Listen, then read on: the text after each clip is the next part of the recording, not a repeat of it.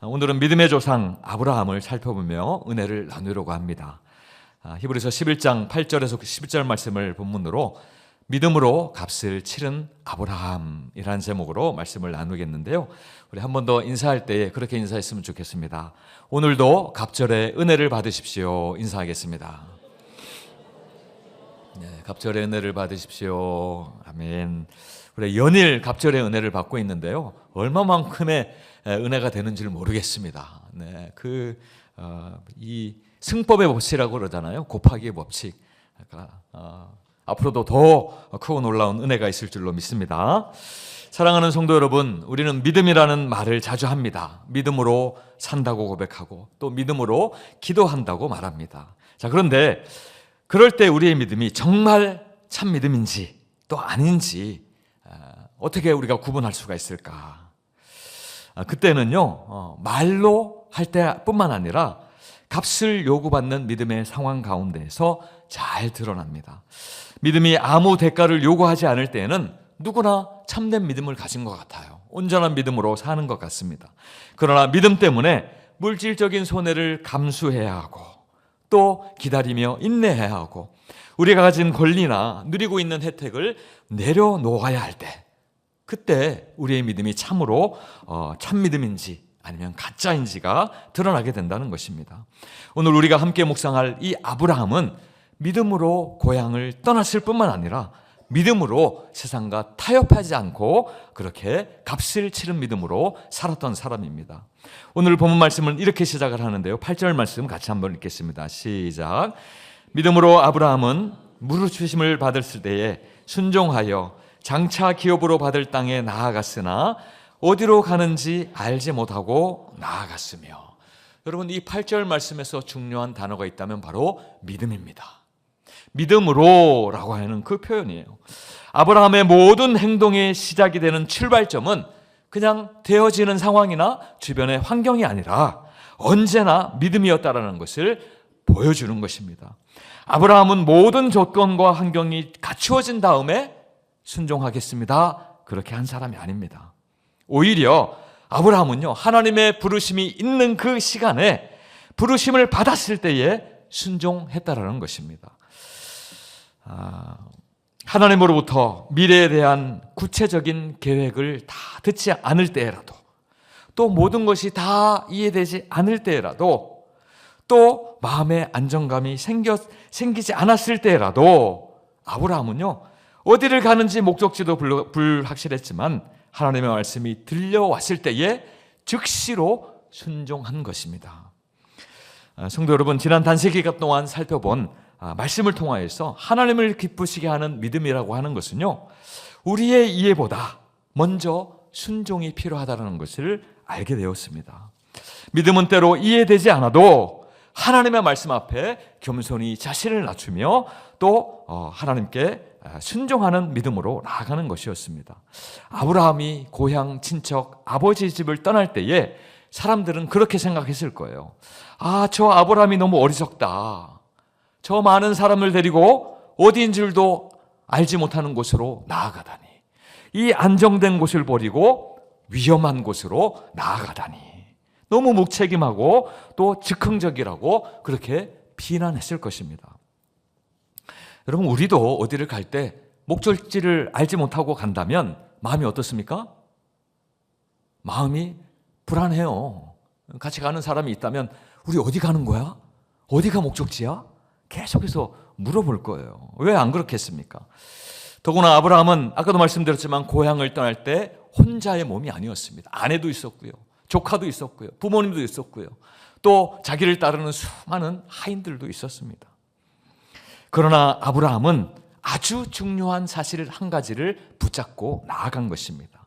그것은 바로 누가 자신을 부르셨는지, 그 부르심이 누구로부터 왔는지를 분명하게 알고 있었다는 것입니다.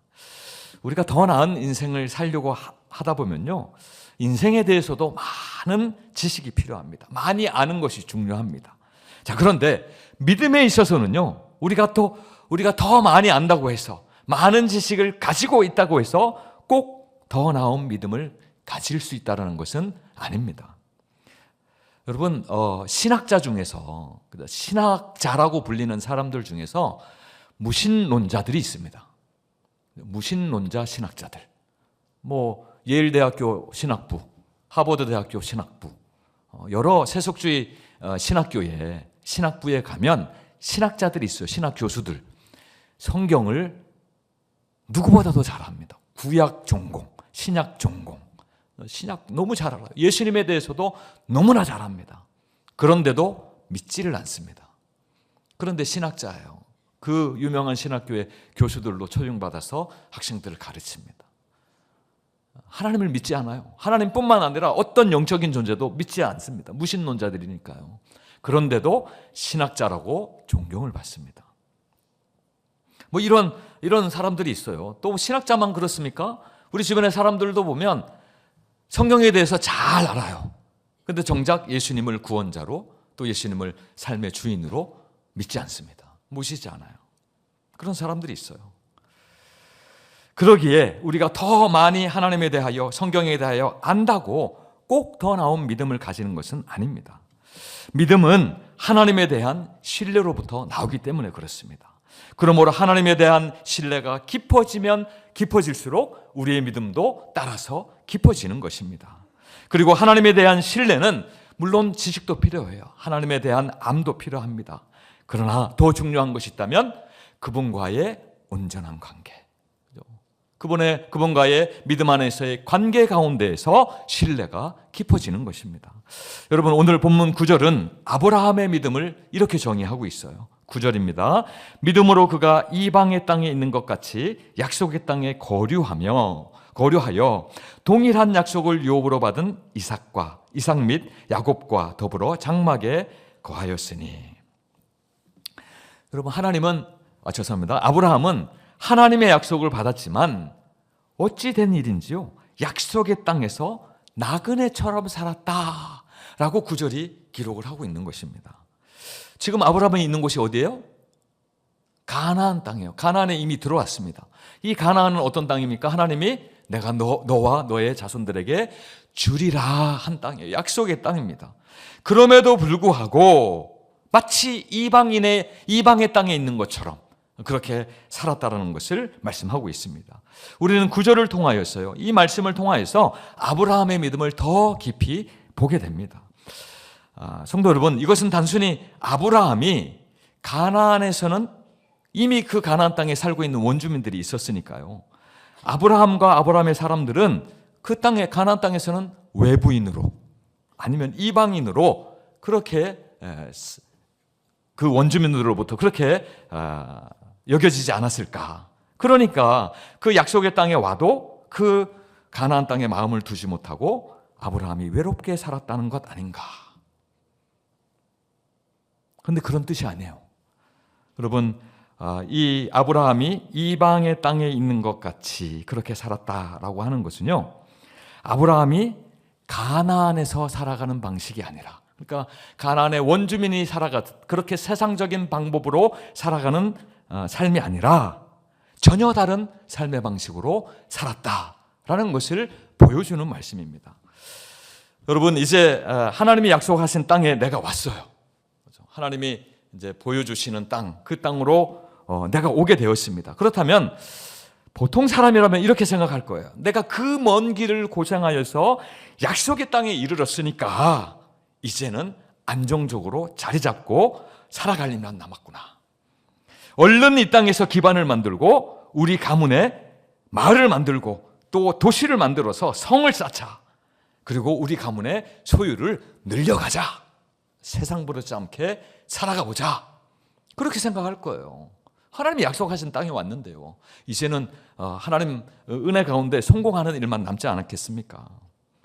그런데 아브라함은 그렇게 살지 않았다는 거예요. 세상 사람들처럼 그저 자기의 이익을 위하여서 이기적으로 살려고 하지 않았다라는 것을 말씀하고 있는 것입니다.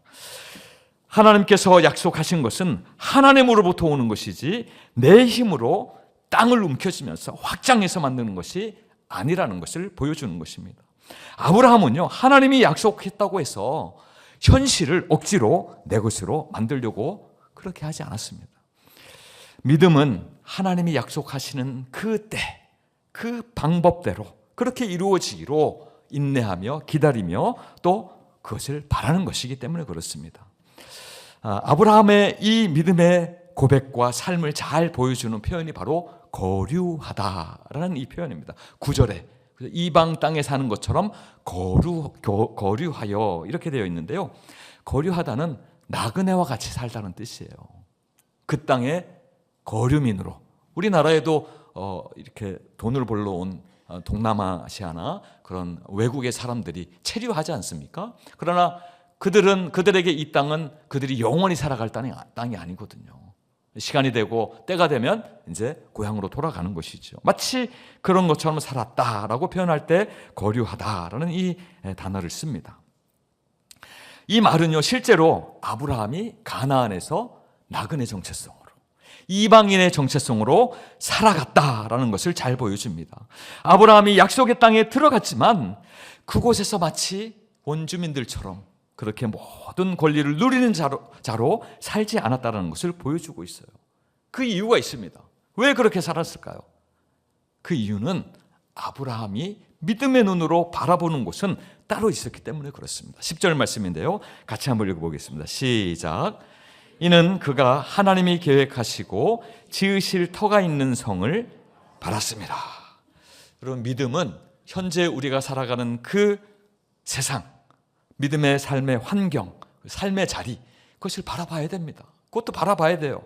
그렇긴 하지만 현재의 땅, 우리가 살아가는 믿음의 자리, 삶의 자리, 그것이 마지막 종착지가 아님을 아는 것입니다.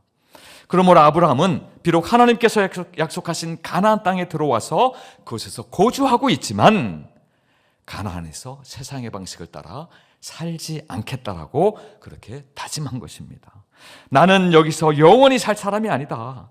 나는 하나님이 완성하실 그 나라를 기다리는 사람이다 라는 거예요. 그것이 아브라함의 믿음의 고백이었습니다.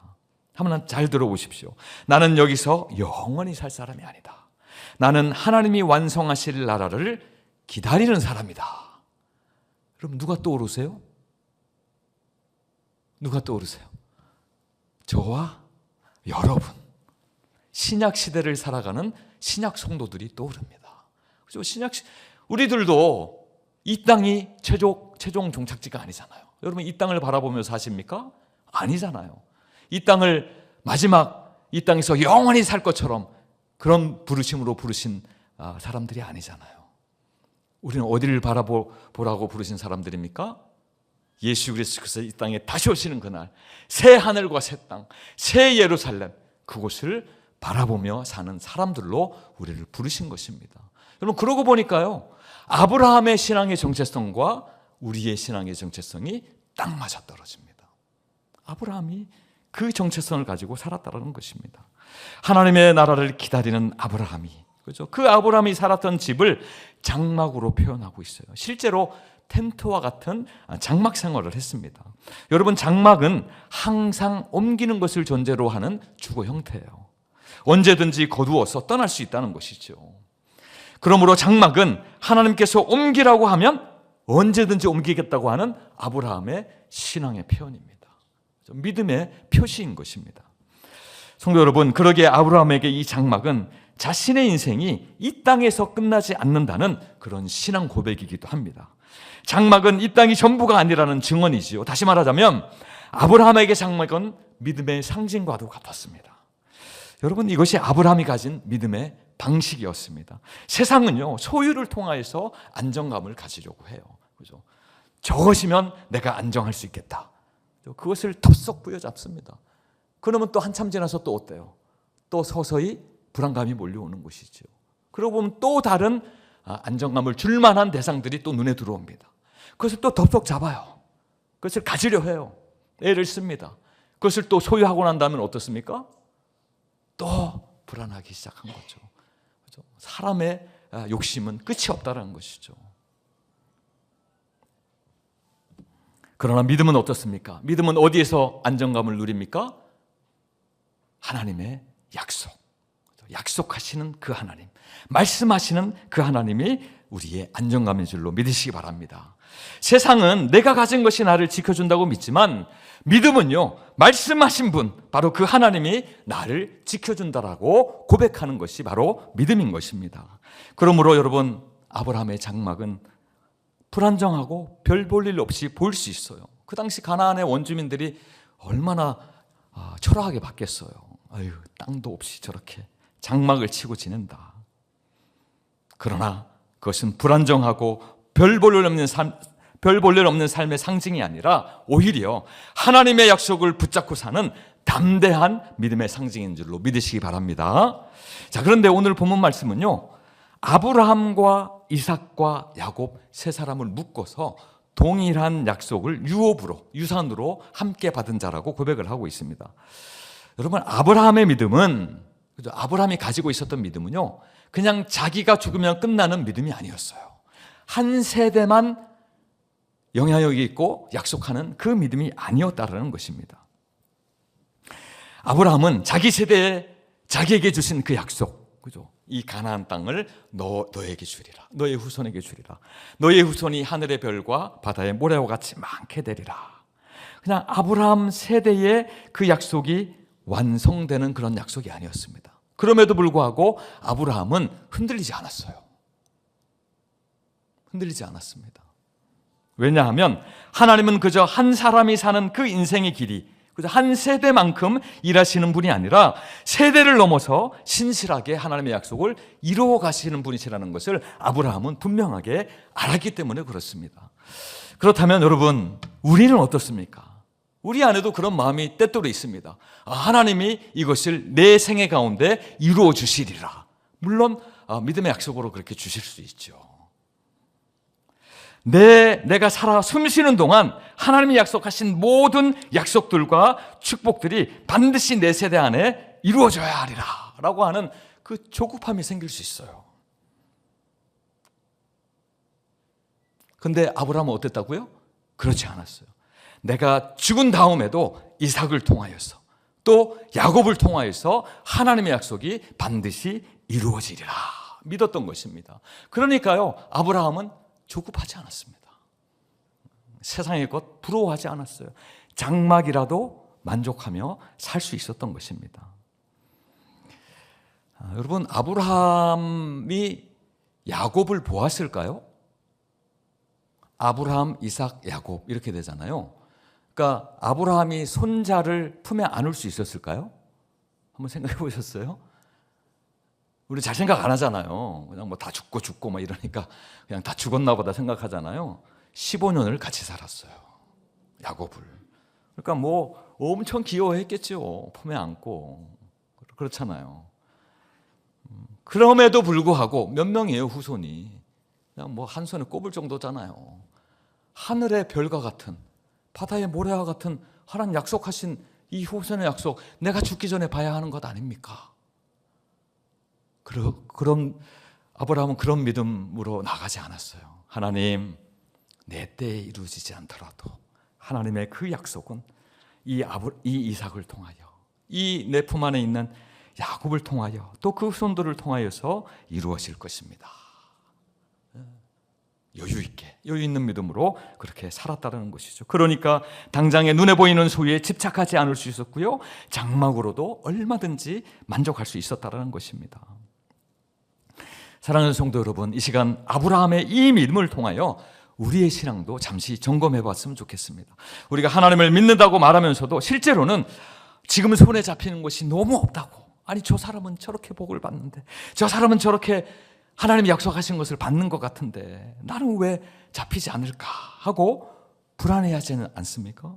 우리가 하나님의 약속을 믿는다고 말하면서도 결과가 내 눈에 빨리 보이지 않으면 어느새 조급해지는 거예요.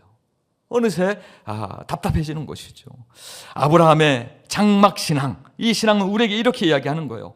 신실하신 하나님의 약속이 있는데 장막으로도 나는 충분합니다. 성도 여러분, 그렇다면 여러분들은 어떠한 믿음의 집 가운데 거하고 계십니까?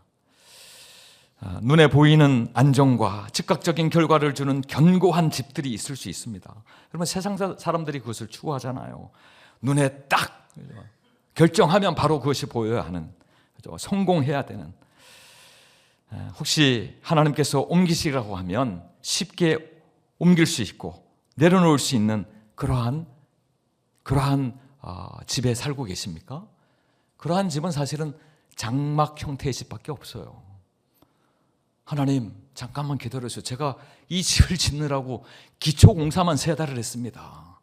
기둥공사만 한 달을 했는데 이걸 어떻게 옮깁니까? 시간을 좀 주십시오. 기다려 주십시오. 아니 하나님 저는 못 옮깁니다. 이렇게 좋은 집을 주고 어떻게 내가 옮길 수가 있겠습니까? 쉽게 내려놓을 수 없는 것들, 포기하지 못하는 자리, 세상의 소유에 혹시 우리의 신앙이 꽉 꽁꽁 묶여 있지는 않습니까? 여러분 장막에 거한다고 하는 것은요 그냥 대충 살아가는 삶이 아니에요. 아브라함이 장막에 살았다고 해서 대충 살지 않았습니다. 하나님이 말씀하시면 언제든지 순종할 준비가 되어 있는 그런 삶을 아브라함이 살았다라는 증거입니다. 여러분 이 땅에 깊이 뿌리내리는 대신에 하나님의 약속 위에 굳게 서겠다라는 아브라함의 신앙의 고백이 바로 그 장막으로 나타난 것입니다. 사랑하는 성도 여러분, 하나님은 우리에게 지금 당장 모든 결과를 다 보여주시지 않으실 수도 있습니다. 그럼에도 불구하고 우리를 향한 하나님의 신실하신 약속은 꼭 이루어지는 줄로 믿으시기 바랍니다. 우리의 삶이 여전히 장막 같아 보이고 아직은 완성되지 않은 그런 이야기처럼 느껴질지라도 그것이 실패가 아님을 믿으시기 바랍니다. 오히려 그것은요 하나님이 여전히 아직 미완성인 나를 향하여서 나의 믿음의 삶과 동행하고 계시고 또 신실하게 하나님과 깊이 교제하며 그 믿음의 삶으로 인도하시는 사인인 줄로 여러분 믿으시기 바랍니다. 그러므로 너무 조급해하지 마시기 바랍니다. 내 짧은 인생 안에 모든 결론을 내려야 한다는, 우리가 속된 말로 쇼부를 본다 그러잖아요. 근데 쇼부가 속된 말이 아니죠. 일본 말이잖아요. 승부를 봐야 한다는 그런 조급함에 여러분들의 믿음을 내놓지 않기 바랍니다. 하나님은 한 세대의 성공만으로만 영광 받으시는 분이 아니라 믿음의 유산이 다음 세대로 이어질 때도 동일한 영광을 받으시는 하나님이신 줄로 믿으시기 바랍니다. 우리가 장막에 머물면서요 믿음으로 한 걸음씩 내디딜 때에 하나님은 그 순종을 우리 다음 세대, 우리의 자녀들과 우리 한미래의 다음 세대들, 우리 한국교회의 다음 세대의 기초로 사용하실 줄 믿으시기 바랍니다. 오늘도 우리의 삶이 장막 같다면, 혹시 그렇게 여겨지신다면 여러분 낙심하시지 마시기 바랍니다. 그리고 오히려 감사하시기 바랍니다. 하나님이 더 간섭하시고 하나님이 더 동행하여 주실 그럴 여지가 있는 삶이기 때문에 그렇습니다. 그리고 그 믿음 위에서 주님, 이 땅의 집이 아니라 주님께서 예비하신 나라, 주님께서 친히 계획하시고 친히 닦으신 터가 있는 그 도시, 그 나라를 믿음으로 바라보며 살겠습니다 고백하는 우리 모든 성도님들 되시기를 간절히 축원드립니다. 우리는 창세기 23장에 나타나는 한 사건을 통하여서요 오늘 본문이 증거하는 아브라함의 믿음을 실제로 우리 눈앞에서 구체적으로 볼 수 있습니다. 23장 1절 말씀인데요, 같이 한번 읽어보겠습니다. 시작. 사라가 127세를 살았으니 이것이 사라가 누린 횟수라. 이제 사라가 이 땅에서 삶을 다 마치고 죽었습니다. 여러분, 사라가 먼저 죽었을까요? 아브라함이 먼저 죽었을까요? 당연히 사라가 먼저 나왔으니까요. 사라가 먼저 죽었어요. 요즘 우리 한국 사회는 남성 여성 평균 수명이 누가 더 깁니까? 여성들이 월등히 길지요. 점점 더 그 격차가 벌어지고 있어요. 근데 이때 사라가 127세를 살았어요. 아브라함은 175세를 살았어요. 네. 누가 더 고생을 한 겁니까? 사라가 더 고생한 것이죠. 여러분, 사라의 고생 생각해 보세요. 애굽에서 그 봉변을 당했으니, 그죠? 남편으로부터 내 아내가 아닙니다, 내 동생이니 알아서 하십시오. 애굽 왕이 아내 삼으려고 데려가지 않았습니까? 그때 큰 충격을 받은 것 같아요. 그죠? 남편이 내 남편 같이 보였겠습니까? 그래도 또 순종하며 살라고 하니까 순종해서 산 것 같아요. 여러분, 이 사라는 아브라함 인생에서 가장 가까운 신앙의 동지였습니다. 그리고 약속하신 그 아들을 함께 기다리면서 인내하면서 마침내 보게 되었던 그 아내가 이제 세상을 떠난 것이죠. 여러분, 미국의 정신과 의사들이 이 홈스와 레이라는 두 의사가요, 60년대 후반에 사회 재적응 평가 촉도라는 것을 만들었어요. 이제 우리가 일상생활에서 만나는 여러 가지 일들을 수치화한 것입니다. 얼마나 스트레스를 주는지 수치화한 것인데요. 결혼할 때의 스트레스 지수를 50으로 보았습니다. 50, 그것을 기준으로 삼았어요. 그래서 위로 올라가면 점점 더 스트레스가 많은 것, 아래로 내려오면 스트레스가 조금 적은 것들, 뭐 이사, 뭐 교통사고, 뭐 이런 것들이 다 포함되어 있어요. 한 43가지 정도의 일상에서 만나는 사건들을 기록을 하고 있습니다. 여러분, 제가 이걸 보면서 결혼할 때에도 스트레스가 만만치 않아요. 50이에요, 50. 0에서 100까지 그 가운데가 결혼할 때예요. 저는 결혼할 때 스트레스가 없었거든요. 2부 끝나고 보니까 한 남자분이 저에게 조용히 찾아오셔가지고 고백하셨어요. 목사님, 저도 스트레스가 없었어요. 근데 제 아내를 보니까 제가 받아야 할 스트레스를 다 받았더라고요. 왜냐하면 제가 이제 미국에 갈 때 한 학기 먼저 갔어요. 결혼 안 하고. 그러니까 싱글로 간 거죠. 총각 때 가서 한 학기를 마치고 여름 방학 때 좀 방학이 기니까 나와서 결혼하고 다시 같이 들어가면 되겠다라고 계획을 한 거죠. 그래서 저는 결혼 준비를 제가 하나도 안 했어요. 뭐 예식장 정하는 것, 뭐 신혼여행지 정하는 것, 뭐 신혼여행지 가서 어떻게 할 거, 저는 하나도 정하지 않았어요. 그러니 스트레스가 없을 수밖에요.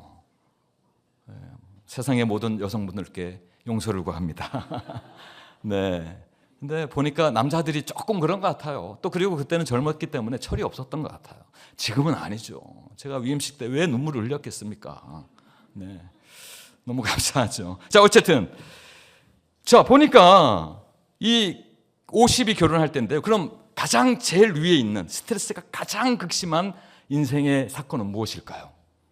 여러분 아마 아실 거예요. 죽음이에요. 누구의 죽음? 배우자의 죽음. 그죠? 결혼해서 평생을 함께한 남편이나 아내가 죽으면 극도의 스트레스를 받는다는 거죠. 이 수치가 300이 되면, 플러스 해가지고 300이 되면 육신의 질병이나 마음의 질병이 올 가능성이 굉장히 높다라는 결과들이 있습니다. 여러분, 그렇게 본다면 지금 이 상황, 사라가 127세를 살고 죽은 이 상황은요, 아브라함 인생 가운데 가장 힘든 시기를 맞은 것입니다. 여러분, 사라가 죽었을 때에 아브라함 이미 가나안 땅에 오래 거주를 하고 있었지만 자기 소유의 땅이 한 평도 없었어요. 자기 아내를 묻을 매장지도 없었던 것입니다. 그는 여전히 그 땅에서 나그네의 삶을 산 것이죠. 그럼에도 불구하고 하나님은 이 땅을, 그 가나안 땅을 아브라함과 그의 후손에게 주시겠다고 오래전에 이미 약속하셨습니다. 여기서 중요한 질문이 생겨요. 아니, 약속을 그렇게 받았는데 현실에는 아무것도 없을 때, 내 손에 아무것도 쥐어지지 않았을 때에 과연 우리는 믿음 가운데 어떻게 이해해야 되고 반응해야 되는가?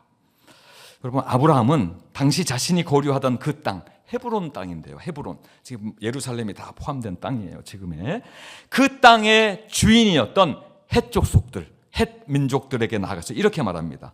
우리 23장 4절 말씀인데요. 나는 당신들 중에 거류하는 나그네요, 거류하는 자이니 당신들 중에서 내게 매장할 소유지를 주어 내가 나의 죽은 자를 내 앞에서 내어다가 장사하게 하시오. 그러니까 이미 그 주인들이 있으니까요. 헷 족속은 아주 강성한 족속이거든요. 아브라함은 사실은 작은 그런 어떤 족장 아닙니까? 그러니까 어찌 보면 좀 비굴해 보일 수 있어요. 제발 땅을 주어서 나의 아내를 장사하게 해주십시오. 아니면 좀 겸손하게 그렇게 나아가서 요청하는 것으로 볼 수도 있습니다.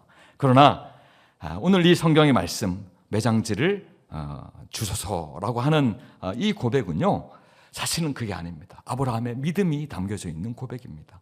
자신이 아직 이 땅의 주인은 아니다 라고 하는 고백이에요. 그러나 동시에 그는 하나님의 약속을 의심하지도 않았습니다. 의심하지도 않았어요. 아브라함은요, 하나님께서 가나안 땅을 약속 받은 사람입니다. 그 가나안 땅이 사실은 자신의 땅이지요, 약속에 의하면. 근데 지금 실질적으로 어떻습니까? 누가 그 땅의 주인이에요? 이방 민족들이 주인입니다. 그렇다고 해서 현실을 왜곡하지 않습니다. 이 땅은 하나님이 나에게 주신 땅이니 땅을 내놓으시오. 내 땅 내놓으시오. 그럴 수 있잖아요. 근데 그렇게 하지 않았다는 것이죠. 여러분, 우리가 사랑은 무례히 행치 않는다고 하는데 사실은 믿음도 무례히 행치 않는 것입니다. 우리의 믿음은 하나님의 약속을 핑계로 현실을 내 마음대로 억지로 바꾸려고 하지 않는 거예요. 아브라함의 믿음은요, 현실을 부정하는 믿음이 아니라 오히려 현실 속에서도 약속을 든든히 붙드는 믿음이었어요. 해족속이 비록 그 땅을 차지하고 있지만 그러나 하나님의 약속 가운데 내가 저 땅을 나의 소유로, 하나님의 약속을 부여잡고 나의 소유로 삼으리라 라고 하는 것이죠. 자, 이때에 놀라운 일이 일어납니다. 해족속이요, 아브라함에게 호의적으로 이야기해요. 땅을 무상으로 제공하겠다라고 이야기하는 것입니다. 6절 말씀 같이 한번 읽겠습니다. 시작. 내 주여 들으소서. 당신은 우리 가운데 있는 하나님이 세우신 지도자이시니 우리 묘실 중에서 좋은 곳을 택하여 당신의 죽은 자를 장사하소서. 우리 중에서 자기 묘실에 당신의 죽은 자 장사함을 금할 자가 없으리이다. 성도 여러분, 이 해족 속의 제안, 아브라함이 봤을 때는 너무 매력적이에요. 당장에 장사할 수 있잖아요. 자기 아내를 장사 지낼 수 있잖아요. 그리고 그 땅을 지금 어떻게 주겠다는 거예요? 공짜로. 공짜로 우리가 드리겠습니다 라고 하는 것이죠.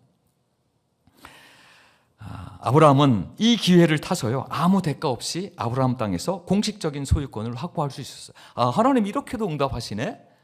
너무 감사하다라고 하면서 덥석 잡을 수 있었습니다. 그러나 여러분, 아브라함의 반응이 더 대단해요.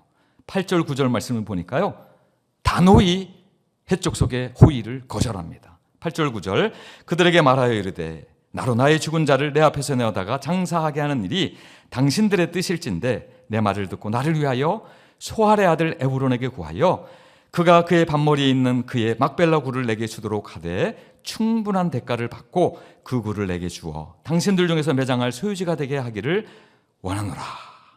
그죠? 단호하게 거절하는 거야. 아니다, 내가 공짜로 받지 않겠다. 내가 그 땅에 정당한 값을 주고 그 땅을 사서 매장하겠다라고 이야기하는 거예요. 자, 그러니까 10절 11절 말씀을 보니까요, 그 땅 막벨라 굴이지만 사실은 무덤입니다. 그 무덤을 소유하고 있던 실질적인 주인은 이 에브론이 더 적극적으로 나서요. 햇사람이죠. 에브론이 나서서 아닙니다, 내 소유의 땅이니 내가 당신에게 무상으로 제공할 테니 당신의 아내를 매장하소서. 10절 11절에서 그것을 이야기하고 있는 것입니다. 자, 그런데도 아브라함은 또 어떻게 합니까? 13절 말씀, 14절 15절 어떻게 해요? 아니요, 나는 당신의 땅을 공짜로 받지 않겠습니다. 내가 정당한 값을 치르겠습니다라고 이야기하는 거예요. 자, 16절에서 18절인데요. 우리 교독해서 읽겠습니다. 아브라함이 에브론의 말을 따라 에브론이 해족속이 듣는 데서 말하는 대로 상인이 통용하는 은 400세겔을 달아 에브론에게 주었더니,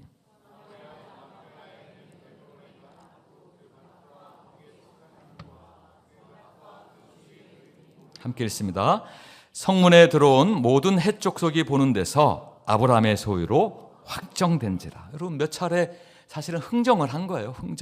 몇 차례 흥정이 오고 간 후에 아주 공정한 땅값, 그 당시의 시세대로 누구도 이의 제기하지 않을 은 400세겔을 정확히 달아서 지불하는 것이죠.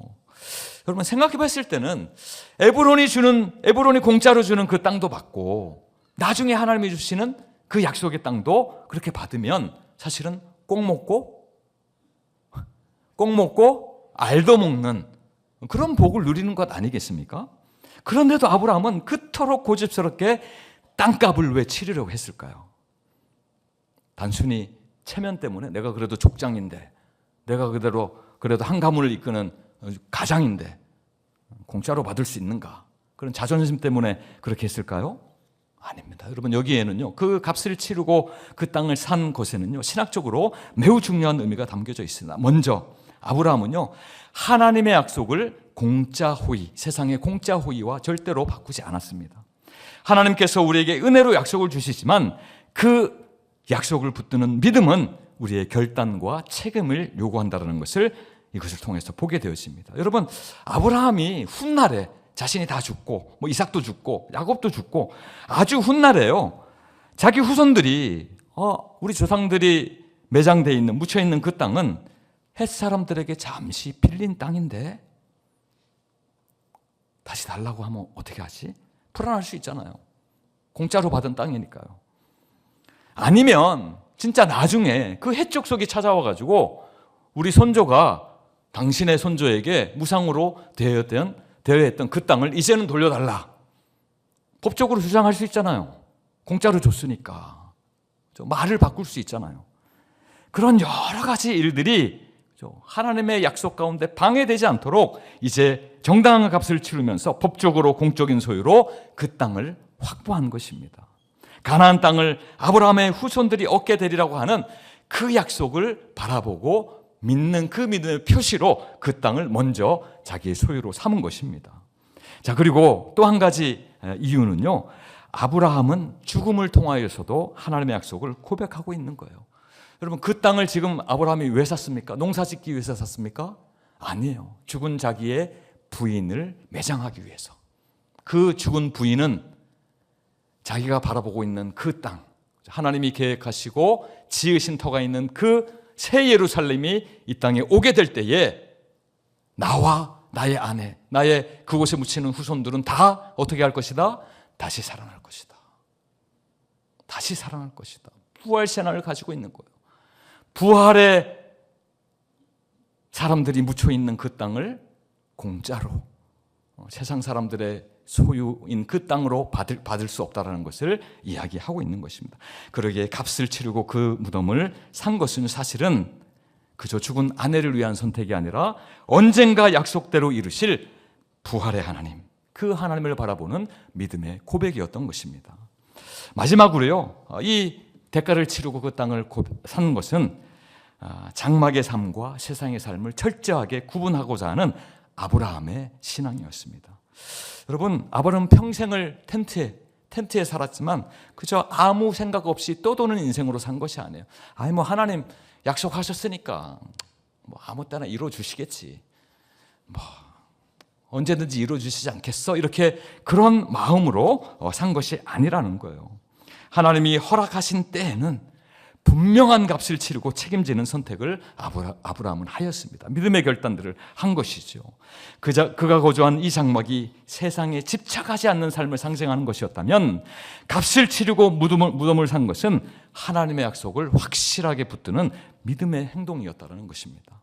아브라함의 믿음은 세상의 소유를 부정하는 것이 아니라 오히려 세상의 소유보다 하나님의 약속을 앞세우는 그 믿음이 있었다는 것을 보여주는 것입니다. 여러분, 우리는 그렇다면 하나님의 약속을 얼마나 진지하게 붙잡고 계십니까? 혹시 하나님이 주시면 좋고 안 주셔도 어쩔 수 없지 하나님의 약속을 가볍게 여기고 계시진 않습니까? 아브라함은요, 그 하나님의 약속을 너무나 확실하게 믿었기 때문에 은 400세겔, 당시로서도 상당히 값이 나가는 그 값을 치르고 기꺼이 치르고 그 땅을 샀습니다. 안 사도 되잖아요. 어차피 자기 땅 될 건데. 근데 그렇게 하지 않았다는 거예요. 여러분, 진짜 믿음은 때로 손해 보는 것 같은 그런 선택도 기꺼이 믿음으로 반응한다는 것입니다. 아브라함은 평생을 장막에 살았지만 하나님의 약속 앞에서는 분명하게 믿음으로 결단을 내렸습니다. 비록 자기 세대에 다 하나님의 약속을 보지 못한다 할지라도 하나님이 반드시 이루실 것을 알았기 때문에 그래요. 여러분, 학자들은 아브라함이 믿음 가운데 예수님도 보았다라고 믿습니다. 믿음의 눈으로 구원하실 그 예수님을 먼저 보았다라고 이야기해요. 그 믿음이 있는 것이죠. 오늘 우리의 삶이 여전히 장막 같아 보일 수 있습니다. 여러분, 그럴 때라도 낙심하지 마십시오. 하나님의 약속을 믿는다면 여러분, 아브라함과 같이 장막으로도 충분합니다. 이 믿음을 가지시기 바랍니다. 더 나아가서 세상과 타협하지 않고 여러분, 기꺼이 믿음의 선택, 믿음의 값을 지불해야 될 때는 지불하는 믿음으로 서시기를 바랍니다. 눈에 보이는 좋아 보이는 집이 아니라 하나님이 예비하신 다시 오실 그 새 예루살렘을 바라보며 오늘도 믿음의 값을 기꺼이 치르시는 우리 모든 한미래 성도님들 되시기를 간절히 축원드립니다.